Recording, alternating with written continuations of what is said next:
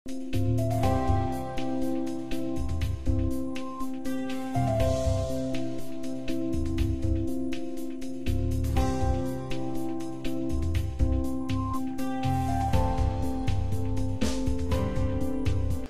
आज भुवनेश्वर आज दिन में 1948 मसीह भुवनेश्वर शुभ भूमि प्रतिष्ठा होता या भितर 76 वर्ष बीती जाइए। आज 76तम जन्मदिन कहले अत्युक्ति हम ना। यही 76 वर्ष भुवनेश्वर अनेक आगू जाइए।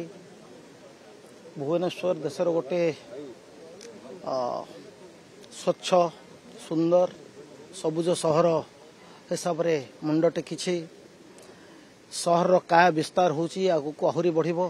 तेणु ए सहर को आमे केमिति भलो करके रखिबा, सहर को उन्नयन प्रक्रिया को जारी रखिबा सहित सहर को स्वच्छ सबुज सुंदर करके चिरदिन केमिति रखिबा सेही उपरे भुवनेश्वर समस्त भाई भौणी जनसाधारण को मोर निवेदन रहिबो। आशा करिबा भुवनेश्वर देशर एक सुंदर सहर है सबुदिन पे रहो।